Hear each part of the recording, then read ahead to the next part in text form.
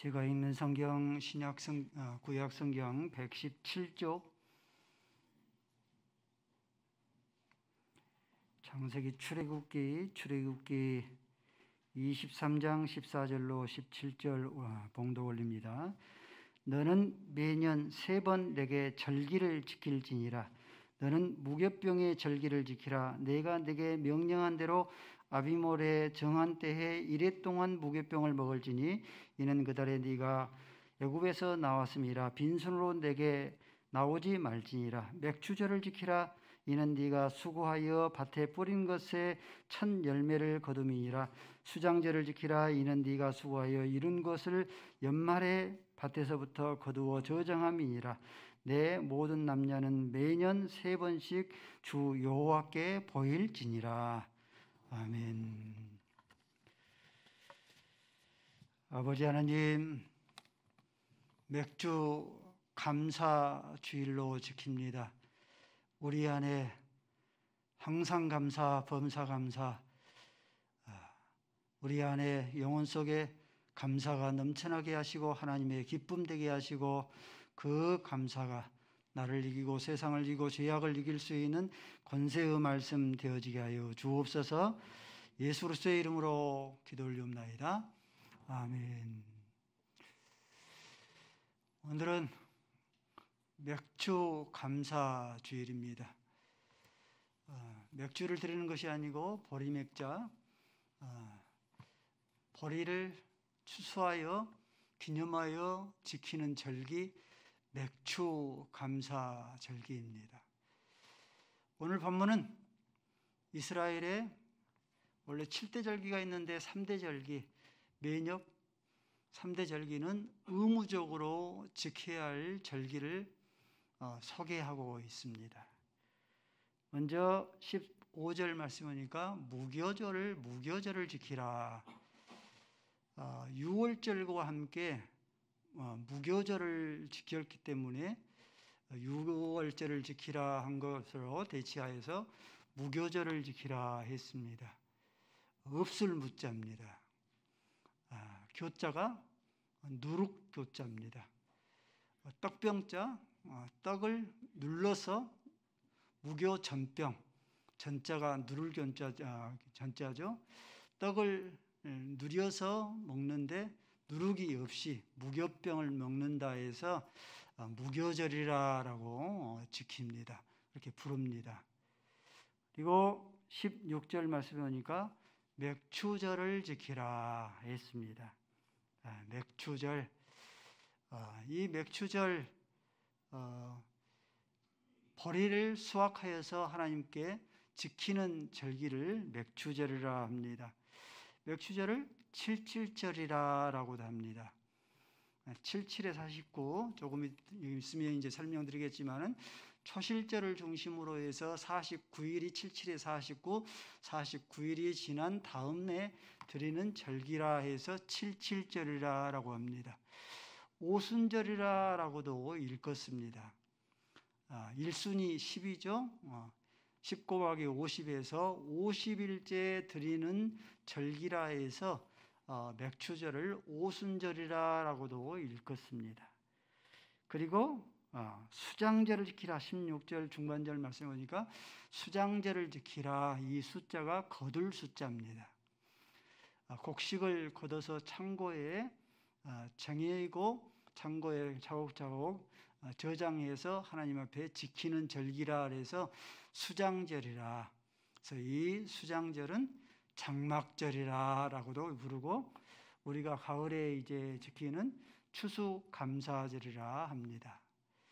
이렇게 이스라엘 백성들이 의무적으로 매년 3대 절기를 여호와 앞에 나와서 의무적으로 지켜야 했습니다.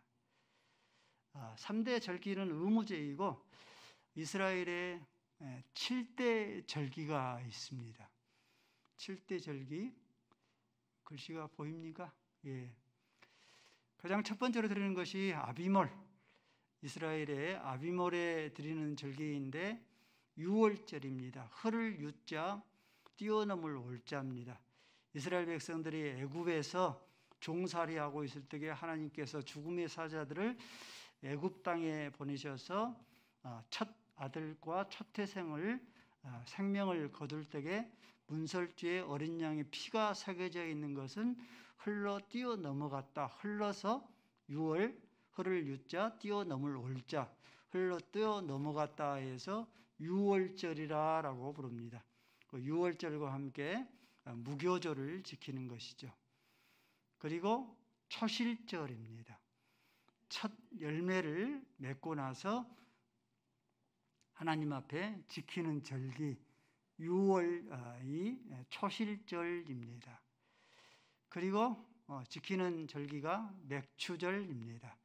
말씀드렸던 것이 맥추절은 역시 마찬가지로 칠칠절, 오순절, 칠칠절과 오순절이 따로 있는 게 아니고 같은 날 지키는 절기가 칠칠절, 오순절입니다. 그리고 나팔절입니다. 우리는 1월에 신년이 한 해가 시작되잖아요. 근데 이스라엘은 7월에, 정교력으로는 7월이고 지금 이제 우리가 지키는 태양력으로는 10월입니다. 이스라엘은 10월이 한 해가 시작되어져요. 정교력으로는 7월이 한 해가 시작이 되어집니다. 그래서 이날을 나팔절이라, 나팔을 신년이 다가왔다고 해서 나팔을 붑니다. 신년절이라고 하고 나팔절이라고 그렇게 일컫습니다. 그리고 10일이 지난 7월 10일을 대속죄일을 지킵니다. 대제사장들이 하나님의 성막의 지성소 안에 들어가서 이스라엘 모든 백성들의 죄를 속해주는 대속죄일입니다. 그리고 마지막으로 지키는 그런 절기가 이 수장절, 장막절, 추수감사절입니다. 이스라엘이 지키는 7대 절기입니다. 이 7대 절기는 구속사적으로 하나님의 전 구원의 구속의 경륜이 이 7대 절기 안에 다 담겨져 있어요. 봐볼까요? 먼저 성경이 조금 적은데 6월절, 6월절에 예수님께서 십자가에서 달리셨습니다. 많은 다른 절기도 있는데 그때 예수님께서 십자가에 달리지 아니하고 6월절에 예수님께서 6월절 어린 양이 제물이 되셔서 십자가에 달리셨다라고 말씀합니다. 고린도전서 5장 7절 말씀에 우리의 6월절 어린 양 곧 그리스도께서 희생되셨느니라 있습니다. 그리고 초실절입니다. 예수님께 십자가에서 죽으시고 3일 만에 부활하셨죠. 예수님께서 초실절에 첫 열매를 거둬서 하나님 앞에 드리는 그런 절기인데 예수님께서 초실절에 부활의 첫 열매, 고린도전서 15장 25절 말씀에 6월절에 달리신 예수님께서 다시 살아나서 잠자는 자들의 첫 열매가 되었다. 부활의 첫 열매가 되신 거예요. 나무에 첫 열매가 맺히면은 두 번째, 세 번째 열매를 맺죠. 마찬가지로 예수님께서 부활의 첫 열매가 되셨기 때문에 저와 여러분도 연합되어서 두 번째, 세 번째 무수한 그런 열매를 맺어가는 겁니다. 부활의 첫 열매가 되셨다. 그리고 초실절부터 50일째 되는 날 오순절 성령이 강림하신 거예요. 이것을 사도행전 2장 1절 말씀에 말씀합니다.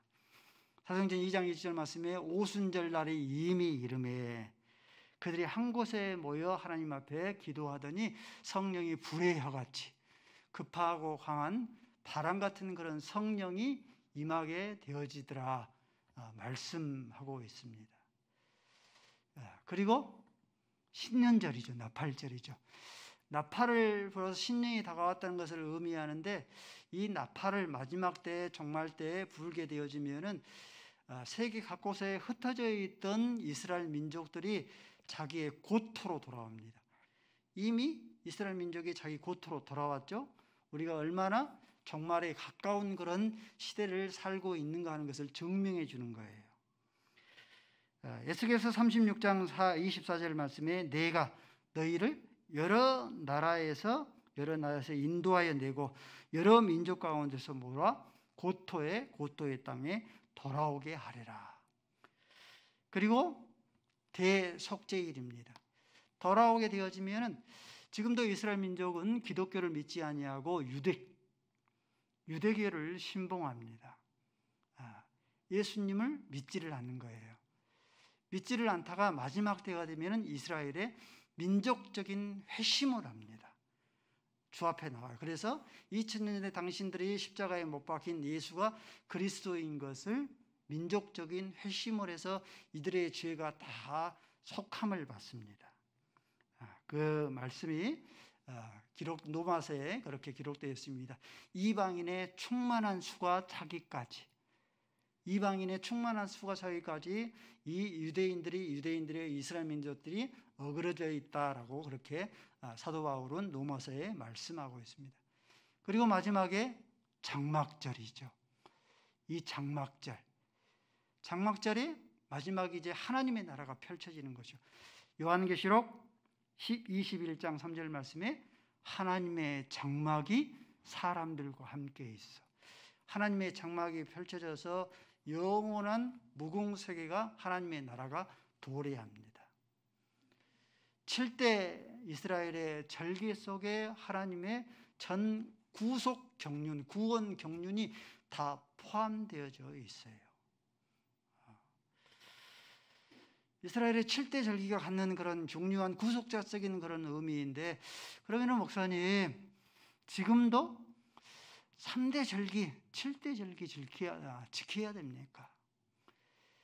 7대 절기를 지키려면 다 지켜야지. 왜? 7대 절기 가운데서 맥주감사, 가을에 추수감사만 지킵니까? 7대 절기, 맥주감사, 추수감사절 지키면은 이스라엘의 5대 제사도 있지 않습니까? 번제, 화목제, 소제, 속건제, 속건제, 속죄제, 5대 제사도 지켜야 되지 않습니까? 그런데 지키지 않지 않습니까? 이스라엘의 7대 절기 5대 제사는 장차 오실 예수 그리스도가 구원을 어떻게 하실 것인가 있는 그림자예요. 그림자는 실체가 아니지 않습니까? 그 실체가 누구시냐면은 바로 예수 그리스도. 이 땅에 오셔서 예수님께서 7대 절기가 의미하는 바, 그림자가 의미하는 바, 7대 5대 제사가 의미하는 바를 예수님께서 다 이루셨기 때문에 더 이상 우리는 7대 절기, 5대 제사를 지킬 필요가 없는 거예요. 이 말씀이 골로새서 2장 16절 말씀입니다. 그러므로 사도 바울은 여전히 골로새 교회가 구약의 율법에 매여 있는 그 모습을 보면서 너희는 그러므로 먹는 것과 마시는 것과 절기와 초하루와 안식일의 이유로 누구든지 너희를 편론하지 못하게 하라. 너희를 비판하지 못하게 하라. 17절 말씀에 이것은 장래일의 그림자이나 몸은 그리스도의 것이니라. 이렇게 말씀하는 거예요. 예수 그리스도가 오심으로 5대 제사 7대 절기가 다 완성하신 거예요. 그런데 목사님, 한국교회, 미국교회, 북유럽 맥주 감사 절기를 지금도 지키지 않습니까? 미국 특별히 교회 보면은 가을에 보면은 추수 감사 주일 해서 아주 크게 지키지 않습니까? 그 지키는 그런 이유는 무엇이냐? 1년에 맥주 감사주일과 추수 감사주일 이 두 차례를 그렇게 지키는 이유는 율법적인 그런 개념에서 얽매여서 갇혀서 지키는 게 아니고 감사의 의미예요. 우리가 365일 1년에 52주 동안 하나님 앞에 감사합니다. 감사를 표현을 해야 되는데 상반기 때 감사의 표현이 맥주 감사고, 그리고 하반기 때 감사를 대표하는 것이 바로 추수 감사주일입니다. 특별히 우리가 맥주 감사절에 감사해야 될 그런 이유가 무엇인가? 맥주 감사주일에 우리가 특별히 감사해야 될 것은 이 맥주 감사주일은 오순절이라고 그러죠. 오순절에 성령이 강림했죠. 성령이 강림해서 우리에게 어떠한 영적인 혜택을 주셨는가? 성령께서 강림하셔서 착한 일을 시작하신 이가 예수의 날까지, 착한 일을 시작하신 이가 예수의 날까지, 요람에서 무덤까지, 무덤을 넘어서 천국에까지 우리의 육신과 영혼의 모든 전 영역의 삶들을 성령께서 주관하시고 이끌어 나가시고 베풀으시고 돌보시고 천국에까지 인도하시기 때문에 우리가 맥주 감사 주일이 특별히 성령 오순절 성령 강림 주일인 것을 마음속에 새기면서 우리 안에 감사를 가득 담아야 돼요. 성령께서 착한 일을 시작하니까 예수의 날까지 요람에서부터 무덤까지, 무덤을 넘어서 천국에까지 성령께서 모든 우리의 삶을 주관하십니다. 예수가 그리스도인 것을 믿으시면 아멘? 이것이 나로 말미암아 믿어진 것 같죠? 근데 성령께서 고린도전서 12장 3절 말씀에 보니까 성령으로 말미암지 않고는 예수를 그리스도라, 주라, 내가 나의 메시아가 되십니다 라고 그렇게 시인할 수 없다라고 했어요.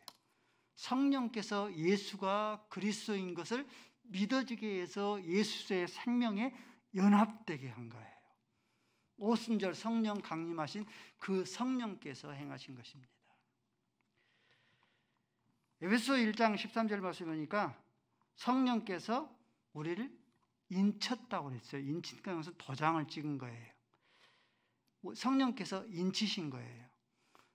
텍사스 많은 소들이 있는데 자기 표식을 알리는 그 소에게 표식을 찍죠. 그러면 그것이 그 주인 것이 되죠. 우리 모든 성도는 예수를 그리스도라 믿는 성도는 성령으로 인쳐져 있어요. 한번 봐보세요. 여러분들 옆에 성도들 인쳐져 있는가? 예. 성령으로 도장이 찍어져 있어요. 이는 하나님의 소유다. 하나님의 자녀다. 그러므로 아무도 천사나 높음이나 깊음이나 그 누구들도 어느 누구도 손대지 마, 건들지 마. 이렇게 이러한 표식입니다. 에베소서 1장 14절 말씀이니까 성령이 보증인이 되어주신 거예요.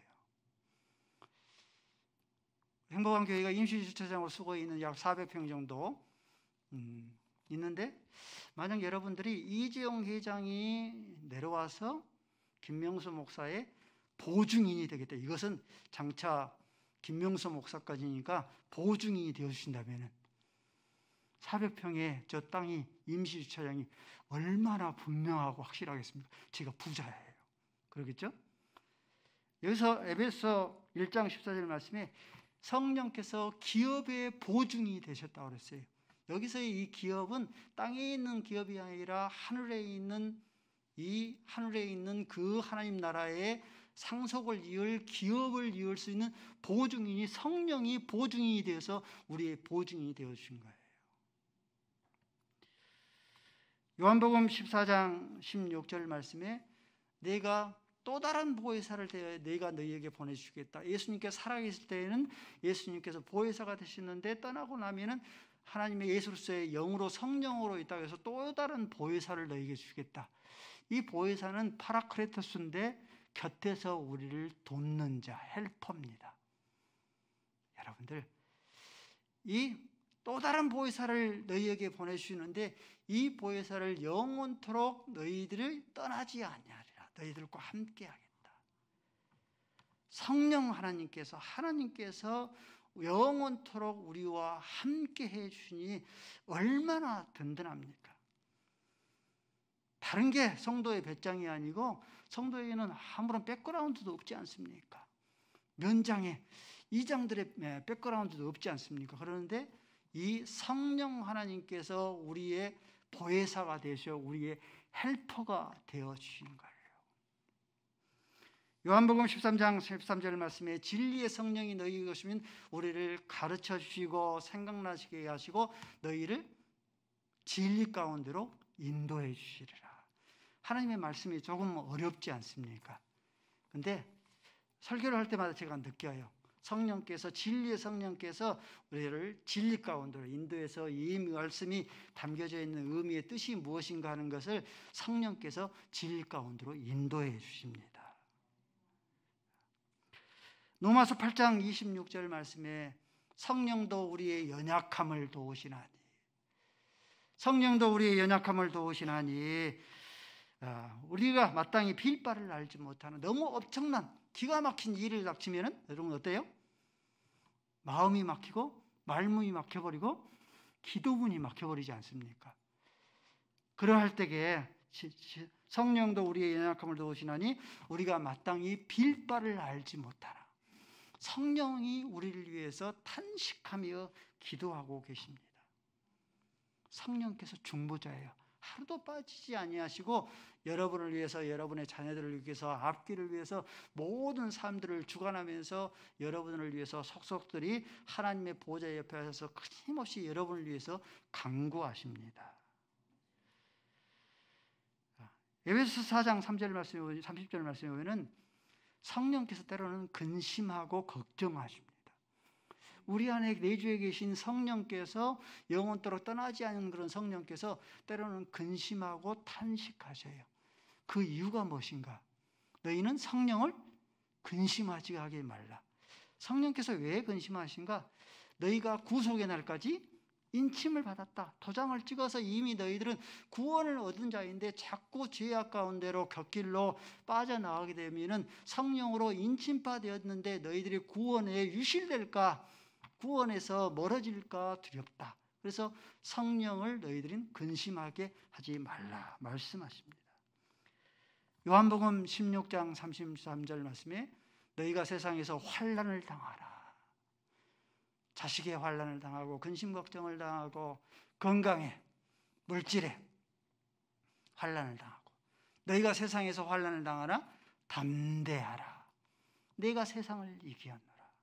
우리에게 성령께서 이김을 주시고 승리를 주시고 보호해 주시고 최종적으로는 암탉이 새끼를 품에 안아서 인동같이 우리를 품에 안아서 천국에까지 인도해 주십니다. 오순절 성령이 강림하셔서 성도 가운데 저와 여러분 가운데 행하시는 일입니다.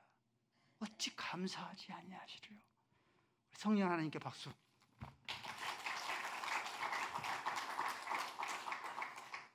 맥주절이, 오순절이 갖는 우리에게 주는 그런 교훈이고 위로이고 소망이고 이것이 능력입니다. 그러므로 사도 바울이 항상 기뻐하라. 범사에 감사하라. 쉬지 말고 기도해라. 이는 예수 그리스도 안에서 너희를 향하신 하나님의 뜻이니라라고 말씀하신 이유예요.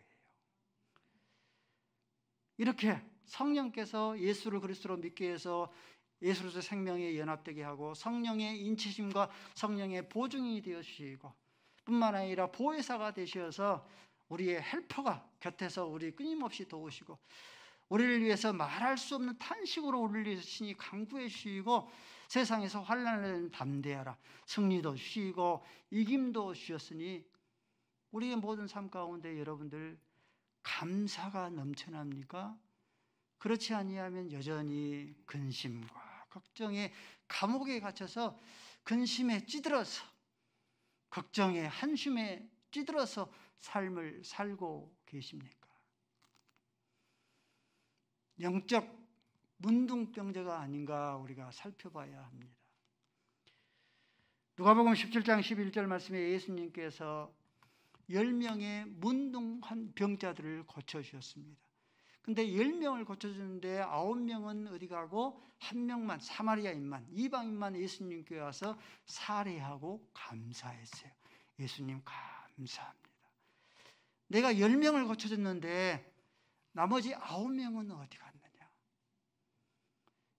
우리 성도들이 지금 한 100명 정도 예배를 드리고 있는데 우리가 영적인 문둥병에 걸린 바 되어졌는데 우리가 몇 명이나 예수님께 와서 예수님께 감사할 수 있겠습니까?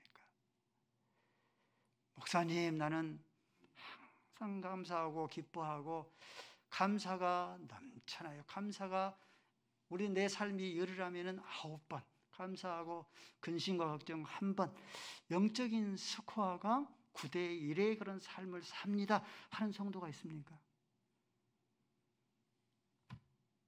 성령께서 착한 일을 시작할 때 예수의 날까지 요람에서부터 무덤까지, 무덤을 넘어 천상에까지 우리를 모든 그런 영적인 그런 돌보심과 헬퍼와 혜택을 베풀어 주심에도 불구하고 이런 것들은 다 잊어버리고 10명의 문둥 환자 가운데서 한 명만 예수님께 와서 그렇게 감사했던 것처럼 우리의 그런 영적인 숙화가 9대 1에 염려와 근심이 9에 걱정으로 한심으로 그렇게 그러한 삶을 살고 있지 아니하는가. 그래서 서양 속담에 그러한 속담이 있답니다. 가장 어려운 수학 문제, 풀기 쉬운 어려운 수학 문제가 있답니다. 가장 풀기 어려운 수학 문제가 있는데 그것은 복을 헤아려 보는 거래요. 하나님께 받은 복을 헤아려 보면 금방 헤아렸는데 그걸 못 한답니다. 가장 가르치기 어려운 수학 문제랍니다. 목사님이 나 들으려고 말씀을 선포했어. 찔림이 있지 않습니까? 근데 목사는 여러분을 찌르기 위해서 말씀을 준비한 게 아니고 목사는 김명수 목사 들으라고 설교를 합니다. 가장 먼저 나를 위해서 나의 찔림이 되기 위해서 김명수 목사는 설교해요. 다른 이가 아닌 김명수 목사가 영적인 문둥병자입니다. 땅에요 금덩어리가 있고 또한 이 땅에 이 돌멩이가 있으면 어떤 사람은 하루 종일 금덩어리를 캐내는 사람이 있답니다. 근데 어떤 사람은 하루 종일 금덩어리를 묻어두고 돌멩이만 캐내는 사람이 있대요. 내 마음의 밭에 감사의 덩어리가 가득한데 그 감사의 덩어리를 캐내지를 못하고 감사의 덩어리를 묻어두고 근심과 걱정을 끊임없이 캐내어서 근심하고 걱정하는 영적인 그런 문둥병 환자가 아닌가. 내가 말씀을 준비하면서 때로는 하나님을 섬긴다 하면서 교회를 섬기면서 말씀을 통해서 내 자신을 살펴봅니다. 역사 속에서 가장 강력하고 화로운 삶을 살았던 군주 한 사람을 들라 하면은 10세기 당시 스페인 당시에는 영국 유럽에서 최강이었습니다. 스페인의 사라센 제국의 압둘라 3세를 들 수 있답니다. 이 압둘라 3세는 무려 스페인을 무적함대로 49년을 통치를 했습니다. 49년을 통치를 하고 나서 그가 자기의 일생을 돌이켜보면서 이런 말을 했대요. 자기가 49년의 스페인을 사라센 제국의 스페인을 통치를 하면서 자기가 행복한 날은 49년을 통치했으니까 행복한 날이 많지 않겠습니까? 그런데 행복한 날은 14일에 불과했다. 나머지 대부분은 근심하고 분내고 싸우고 죽고 죽이고 시기와 시샘하고 근심하고 걱정하는 그런 삶이었다. 그렇게 고백을 했습니다. 때때로는 하루에도 수십 번 죽고 싶어하는 그런 유혹이 자기에게 있었다. 사라센 제국의 최고의 왕권을 자랑했던 그런 군주인데도 그래요. 나라가 가난하고 궁핍해서가 아닙니다. 1년 당시 10세기 당시인데 이 세금액이 4조였어요. 그의 후궁이 3,321명이었고 자녀가 16명이었어요. 백제 의자왕만 3,000궁녀가 있는 게 아니고 이 압둘라 3세도 3,000궁녀를 넘는 그런 이 후궁들을 거느리고 있었습니다. 그러는데도 불구하고 49년을 통치를 했는데도 철권 통치를 했는데도 그가 행복한 날은 불과 14일에 불과했다. 때로는 죽고 싶은 그런 마음들이 유혹들이 다 몇 번이고 자기를 그렇게 고백합니다. 저와 여러분의 그런 모습이 아닌가.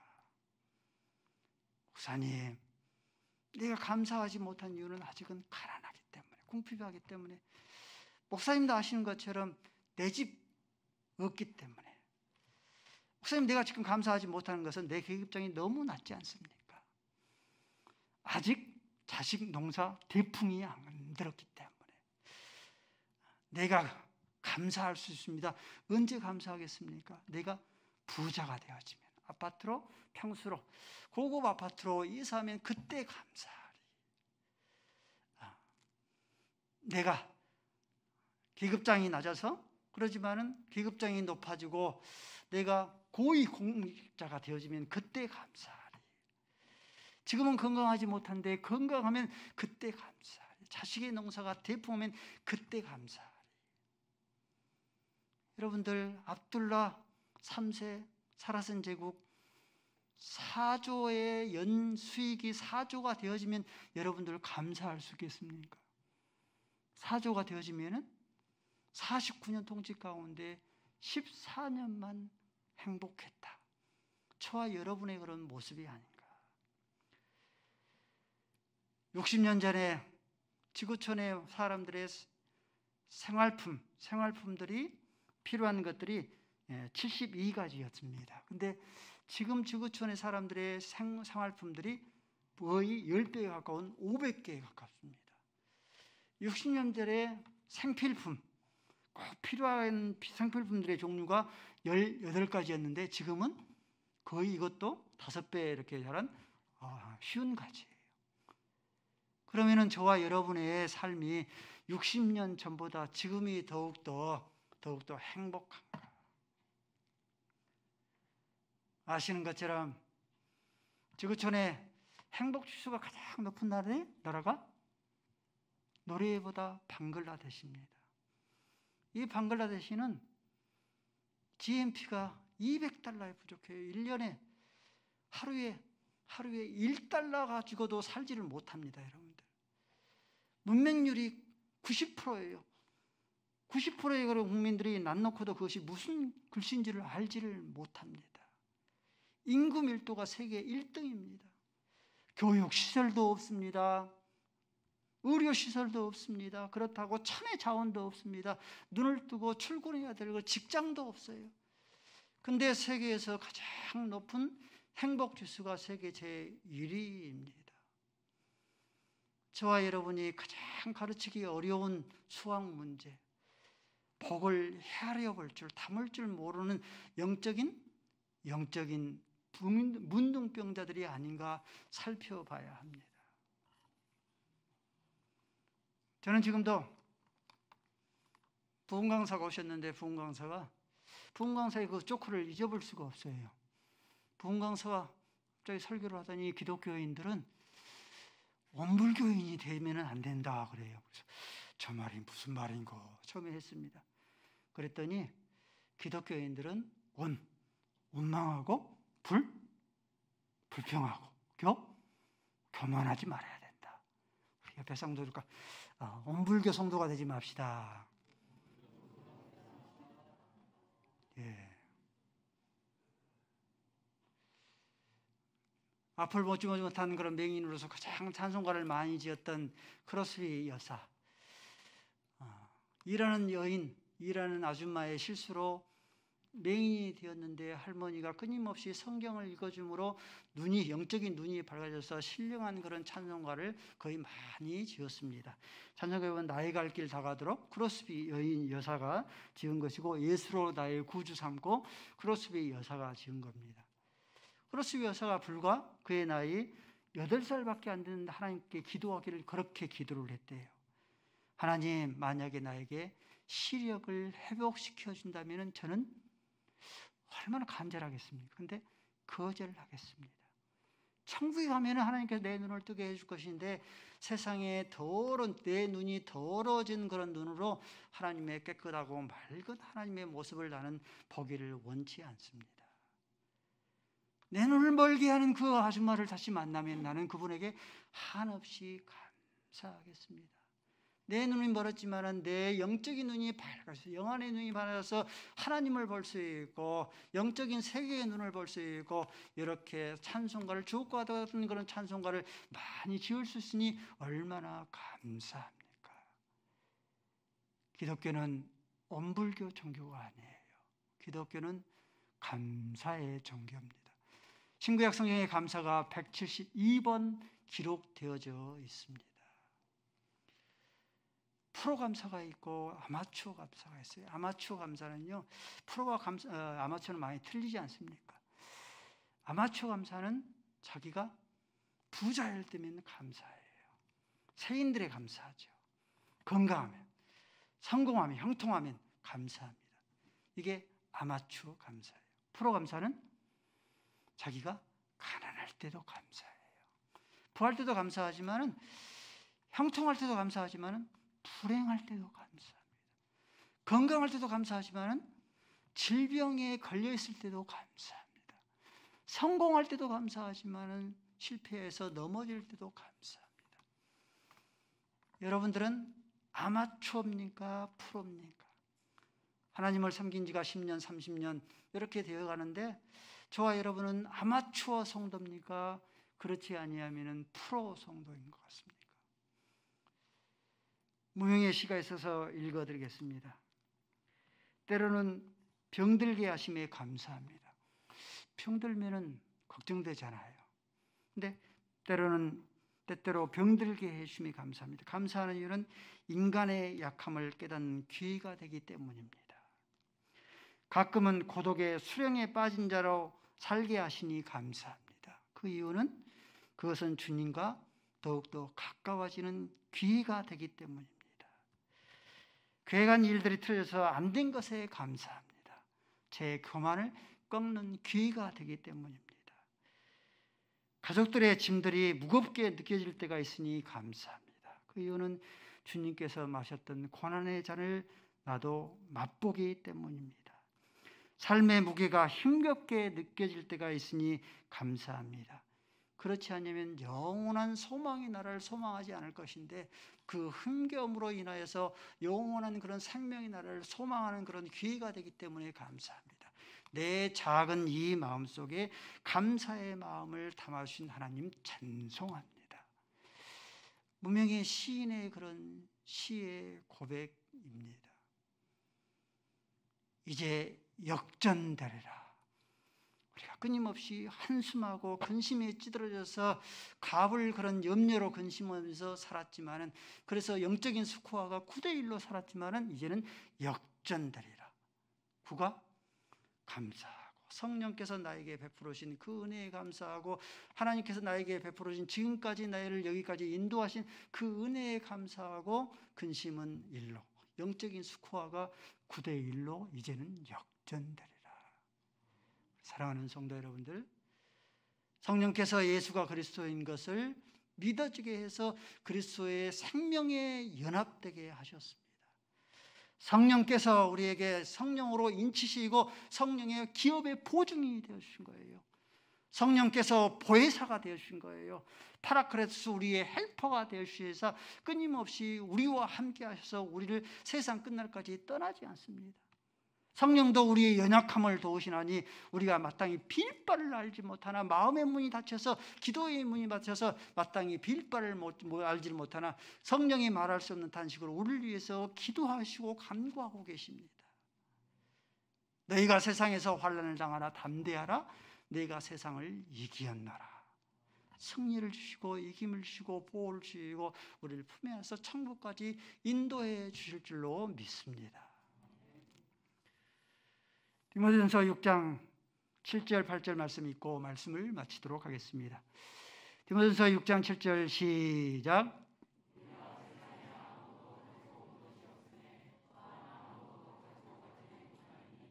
8절 시작.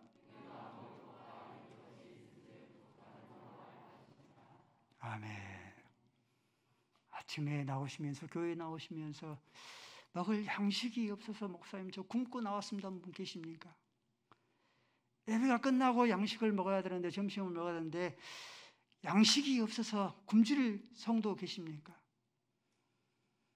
아무것도 가지고 나온 것이 없으니 아무것도 가지고 나간 것이 없으리라.